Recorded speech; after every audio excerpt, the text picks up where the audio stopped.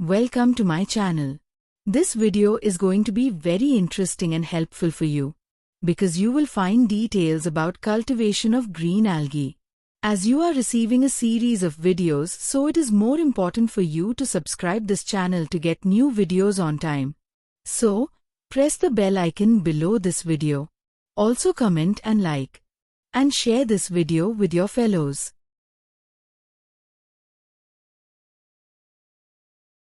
In this video you will get answers of questions like what is seaweed, especially green algae, when its cultivation started, how is its structure, how green algae can be cultivated, which are the most commonly cultivated species of green algae, is seaweed cultivated in Pakistan? So, seaweed is the common name for countless species of marine plants and algae that grow in the ocean as well as in rivers, lakes, and other water bodies. These are marine macro and microalgae. They are plant-like organisms that generally live attached to rock or other hard substrata in coastal areas.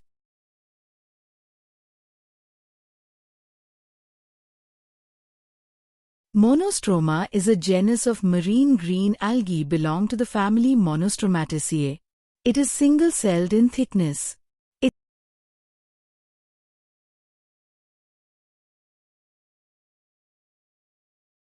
Its color vary from yellow-green to light olive. It is sac-like when young, opening to flat, often wedge or fan-shaped, sheaths. Grows to about 6 inches in length.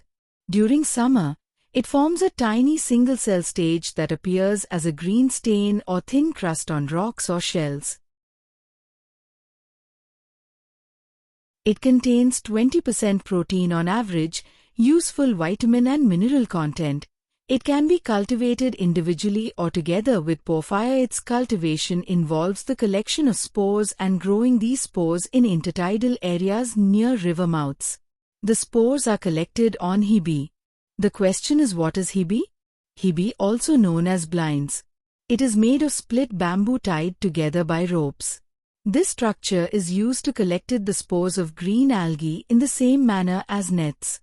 The size of these hebe varies with locality, but the common sizes are 18, 36 or 45 meter long and 1.2, 1.8 or 2.4 meter wide. Monostroma appear sheet-like as presented in this figure, commonly found attached on rocks.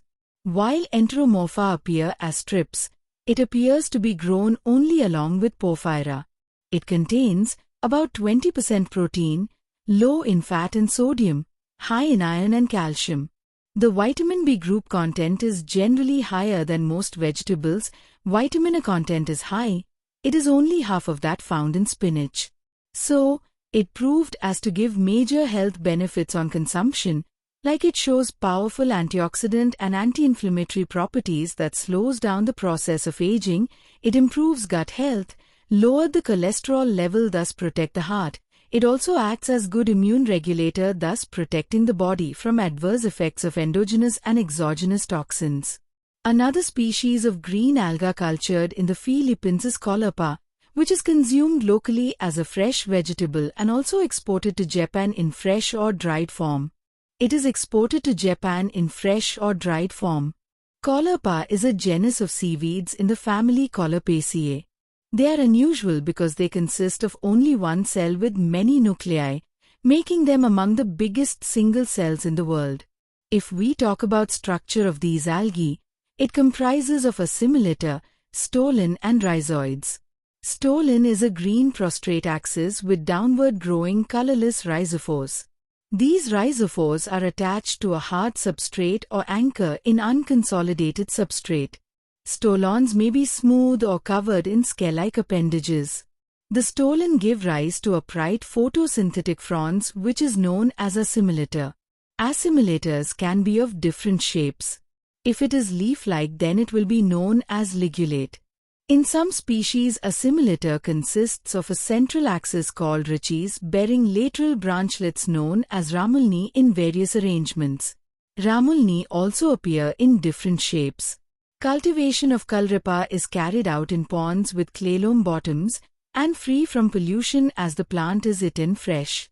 The depth of water varies from 60 to 100 cm, depending on the clarity of the water, and the optimal salinity is 30 to 32 ppt. The water temperature is maintained between 27 and 30 degrees centigrade for good growth, and, since the alga is rather sensitive to intense sunlight, the water depth is adjusted so that the plants are only just visible from the surface.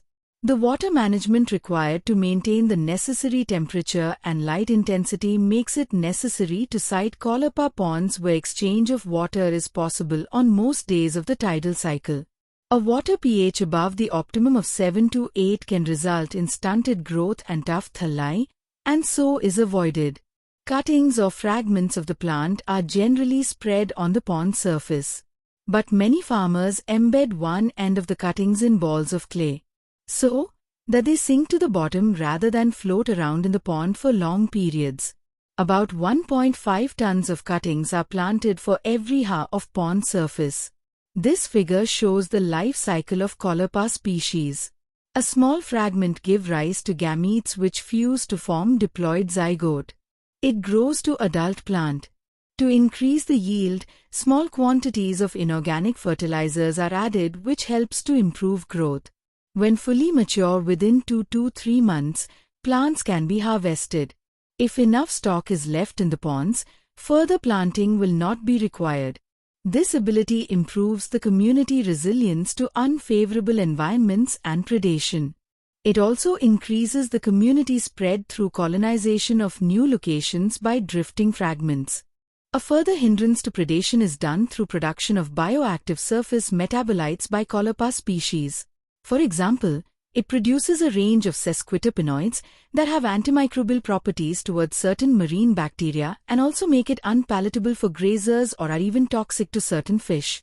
Many caulopa species such as C. filiformis, C. prolifera, C. cupressoides, C. racemosa, and C. cylindracea also produce compounds that exhibit antifouling capabilities towards microbes and prevent larval settlement.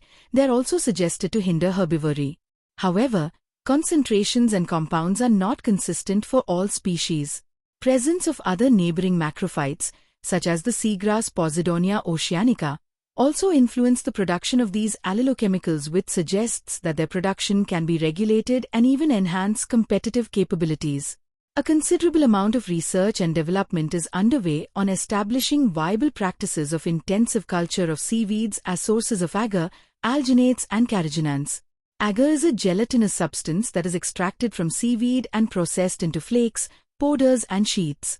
Alginate is a polysaccharide derived from brown seaweed known as phaeophyce. Carrageenans. Carrageenan is an additive used to thicken, emulsify, and preserve foods and drinks. It's a natural ingredient that comes from red seaweed. In next video we will discuss its cultivation methods. Thanks for watching. Like and share this video. Subscribe this channel to get more informative videos and to become part of a growing scientific community.